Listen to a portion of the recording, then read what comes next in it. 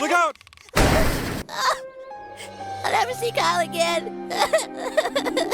Hey everyone, today we're diving into a topic that might surprise you. When you hear South Park, you probably think of crude humor, outrageous situations, and non-stop laughs. But what if I told you that behind all that comedy lies some of the most heartbreaking moments in television history? That's right. Today we're exploring the saddest moments in South Park's 25-plus-year run. From Kenny's tragic deaths, to Stan's deep depression, from Butter's heartbreaking abuse to moments that genuinely made us cry. This show has layers that go way beyond the surface-level shock humor. So buckle up, because we're about to see a completely different side of South Park. One that proves this animated series isn't just about laughs. It's about real human emotions, real struggles, and real pain that hits closer to home than you might expect. Let's start with the most obvious, yet overlooked tragedy in South Park. Kenny McCormick's deaths. Sure, oh my god, they killed Kenny, became a catchphrase. But when you really think about it, Kenny's story is absolutely heartbreaking. Kenny comes from the poorest family in South Park. His parents are alcoholics who constantly fight, and Kenny himself has admitted there often isn't enough food at home.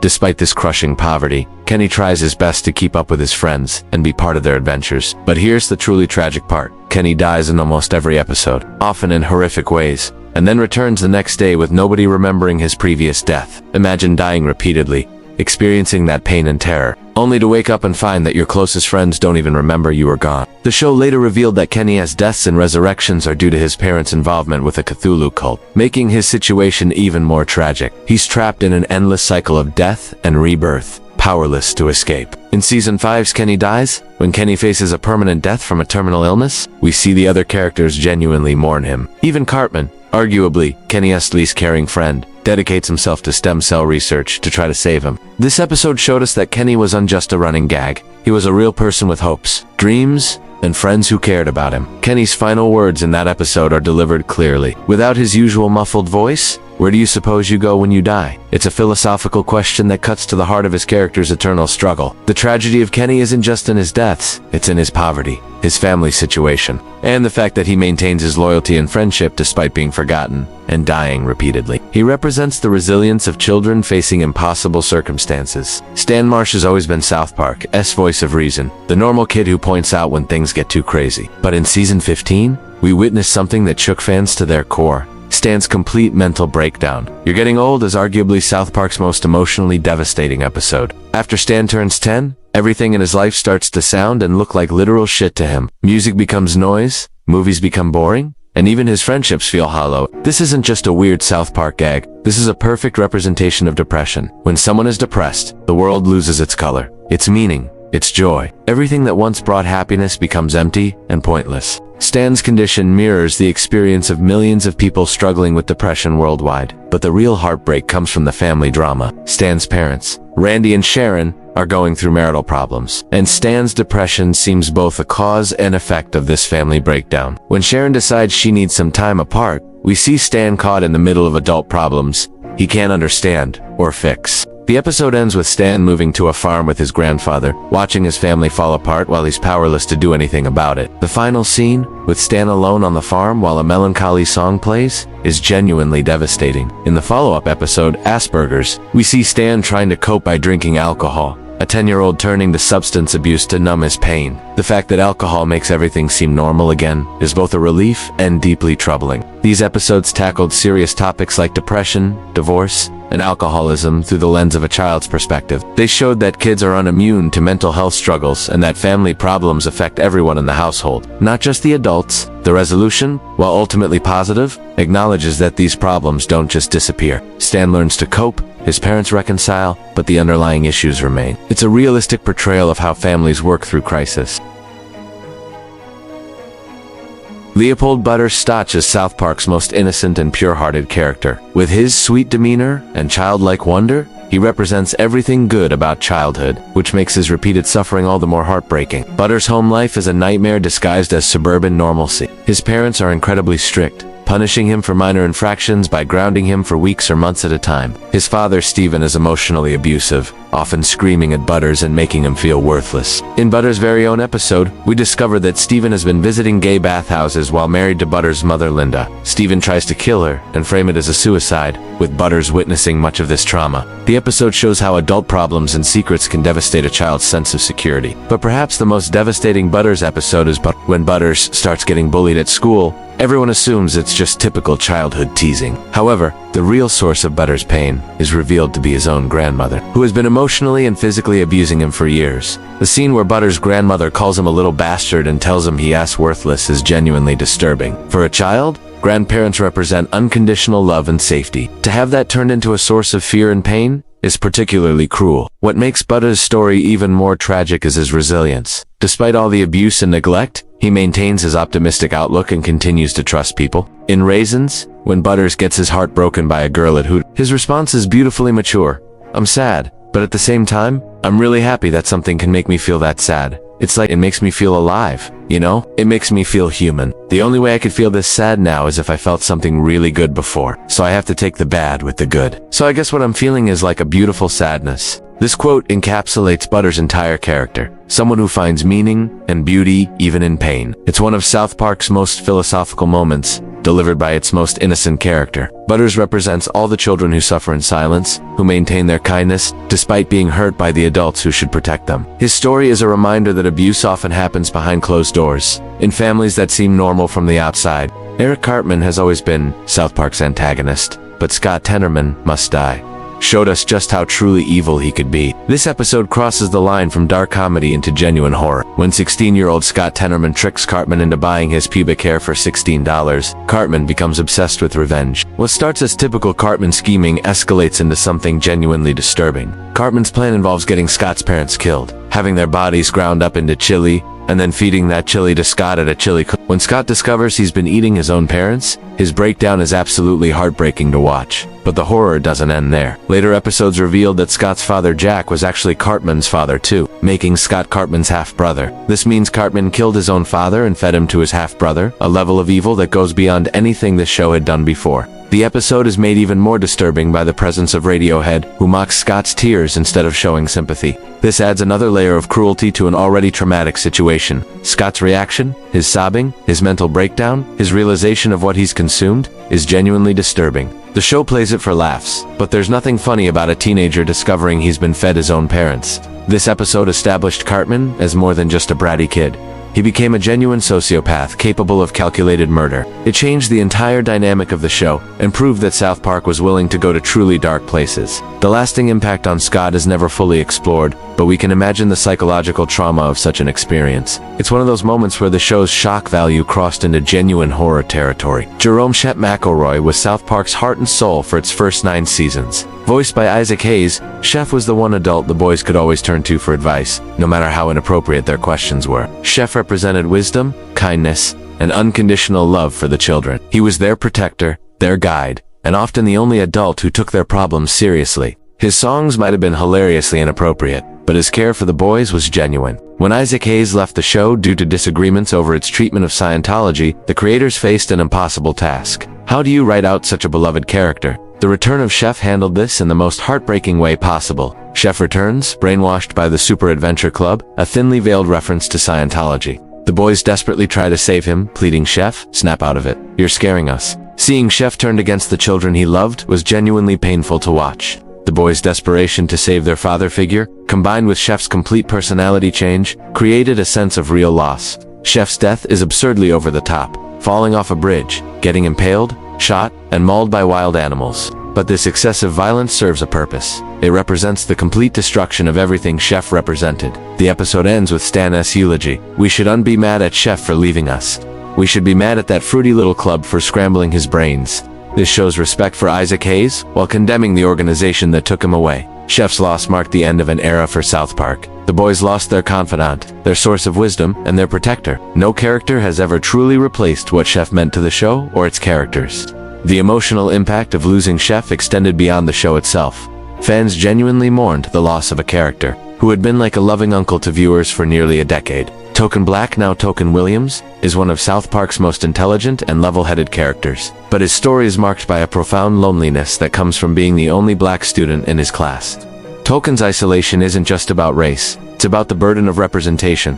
He's expected to speak for all black people, to embody certain stereotypes, or to be grateful for being included. The weight of this expectation is crushing for a child. In with apologies to Jesse Jackson. When Randy Marsh says the N-word on national television, Stan tries to apologize to Token, but Token's response cuts to the heart of his experience. "Stan, I get it. You don't get it." This simple line encapsulates the frustration of trying to explain racism to people who haven't experienced it. Token understands that Stan means well, but he also knows that Stan can never truly comprehend what it is like to be in Token's position. Token is economically privileged. His family is wealthy, but this doesn't shield him from racial isolation. In fact, it sometimes makes things worse, as he doesn't fit neatly into either racial or economic categories. And here comes the neighborhood. When Token brings other wealthy black families to South Park, the white residents panic and try to drive them away. Token's attempt to find community backfires, leaving him even more isolated. The episode Christian Rock Hard plays with racial stereotypes. When Token automatically knows how to play bass guitar because he is black. While this is played for comedy, it highlights how Token is constantly reduced to racial expectations, rather than being seen as an individual. Token's loneliness is the loneliness of the only one. The only black kid. The only one who understands certain experiences. The only one carrying the weight of representation. It's a burden no child should have to bear. Tweek represents one of South Park's most honest portrayals of childhood mental health issues. His severe anxiety disorder is UNT just played for laughs. It is a genuine condition that affects every aspect of his life. Tweek is constantly paranoid, jittery, and overwhelmed. He sees threats everywhere, can't relax, and struggles to function in normal social situations. His parents exacerbate this by giving him coffee regularly, not understanding that caffeine worsens anxiety. What makes Tweek a story particularly sad is that his anxiety is often dismissed by adults as just being hyper or energetic. This reflects real-world attitudes toward childhood mental health, where serious conditions are often minimized or ignored. In Tweek vs. Craig, when the boys force Tweek and Craig to fight, Tweek has a complete panic attack. His terror is genuine and heartbreaking to watch. The other children don't understand why he couldn't just calm down or act normal. The development of Tweek and Craig's relationship in later seasons shows how proper support can help manage anxiety. Craig learns to understand Tweek's needs and helps ground him during panic attacks. Their relationship becomes a beautiful example of how love and patience can help someone cope with mental illness. Tweek's character is important because it shows that children can have serious mental health conditions that require understanding and support, not dismissal or medication with coffee. His struggles represent thousands of children who suffer from anxiety disorders. The show's treatment of Tweek evolved over time, moving from simply using his anxiety for comedy to showing it as a real condition that affects his relationships and daily life. This evolution reflects growing awareness of childhood mental health issues. Randy and Sharon Marsh's relationship problems provide one of South Park's most realistic portrayals of marital dysfunction and its impact on children. Their issues are unexaggerated for comedy. They are painfully familiar to anyone who has witnessed a marriage fall apart. Randy is selfish, immature, and constantly prioritizes his own interests over his family's needs. Whether he's obsessing over baseball fights, joining boy bands, or faking cancer to get medical marijuana, Randy consistently puts his wants before his responsibilities as a husband and father. Sharon's frustration is completely understandable. She's married to a man who acts like a child, leaving her to be the only adult in the relationship. Her breaking point in "You re-getting old" feels authentic. "I just can't do this anymore. Randy, I need some time to figure things out." The real tragedy is how their problems affect Stan. Children of troubled marriages often blame themselves or feel responsible for fixing their parents' relationship. Stan's depression coincides with his parents' separation, showing how family dysfunction impacts every member of the household. When Sharon temporarily leaves, Stan is forced to choose sides and navigate adult emotions he's not equipped to handle. The scene of Stan packing his belongings while his parents argue is genuinely heartbreaking. Randy's various obsessions, from cooking shows to marijuana farming, show how some adults use hobbies and interests to avoid dealing with real relationship problems. His inability to prioritize his family's emotional needs drives Sharon away repeatedly. The show doesn't paint either parent as purely villainous. Sharon has her flaws too, and Randy does love his family, but his emotional immaturity makes him incapable of being the partner and father his family needs. Their eventual reconciliation feels realistic because it acknowledges that relationships require constant work and that underlying issues don't just disappear. They stay together, but the fundamental problems remain. Season 20's storyline about Gerald Braflovsky's internet trolling represents a modern tragedy. how digital anonymity can destroy real lives and families.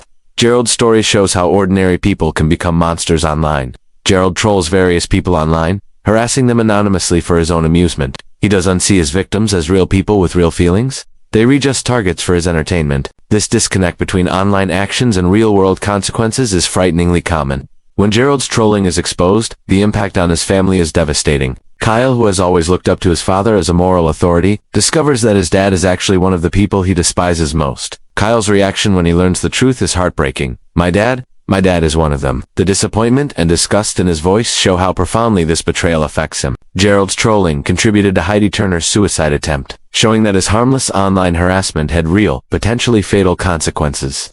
When this connection is revealed, Gerald finally understands the weight of his actions. The storyline explores how internet trolling isn't just boys being boys or harmless fun. It has psychological warfare that can drive people to self-harm or suicide. Gerald's victims suffered real trauma because of his actions. Kyle's loss of respect for his father represents a coming-of-age moment that no child should have to experience. Learning that your hero is actually a villain is one of the most painful realizations a child can face. The resolution shows Gerald trying to make amends, but some damage can't be undone. Kyle's trust is broken, and their relationship is forever changed. This storyline predicted many real-world consequences of online harassment that we see today. What do all these heartbreaking South Park moments teach us? They show that beneath the crude humor and shock value lies genuine insight into human nature and the struggles we all face. Each character's pain reflects real-world issues that affect millions of people. Kenny's poverty, Stan's depression, Butter's abuse, Token's isolation. These aren't just cartoon problems. They're real struggles that real children face every day. South Park's genius lies in its ability to tackle serious topics through the lens of childhood. By showing how these issues affect children, the show makes us reconsider how we think about mental health, family dysfunction, social isolation, and abuse. The show also demonstrates remarkable empathy for its characters, even when they make terrible choices. Cartman is evil, but we understand his motivation. Gerald is cruel, but we see his humanity. Randy is selfish, but we recognize his flaws in ourselves. Most importantly, these sad moments show the resilience of children. Despite everything they endure, the South Park kids continue to care for each other, learn from their experiences, and find ways to cope with impossible situations. Butters maintains his optimism despite abuse. Stan works through his depression. Kenny keeps coming back, literally and figuratively. Token finds ways to connect despite his isolation. These characters model resilience and hope in the face of adversity. This show's willingness to explore these darker themes elevates it beyond simple comedy. It becomes a reflection of real life, with all its pain and complexity. The sad moments make the funny moments more meaningful because they ground the show in genuine human experience. South Park teaches us that laughter and tears often go hand in hand, that comedy can emerge from tragedy, and that even in our darkest moments, connection and understanding are possible. So there you have it, the saddest moments in South Park history. What started as a crude animated comedy has given us some of the most emotionally complex and heartbreaking television ever created. These moments prove that South Park isn't just about shock value or offensive humor. It's about real human struggles told through the eyes of children. The show's ability to balance comedy with genuine pathos is what makes it truly special. Which of these moments hit you the hardest? Kenny's endless deaths, Stan's depression, Butter's abuse? Let me know in the comments below. I'd love to hear your thoughts on these powerful storylines. If you enjoyed this deeper dive into South Park's emotional core, make sure to like this video and subscribe for more content analyzing the hidden depths of your favorite shows. Remember, sometimes the things that make us laugh the hardest also have the power to make us cry. South Park understands this better than almost any other show on television. Thanks for watching, and I'll see you in the next video.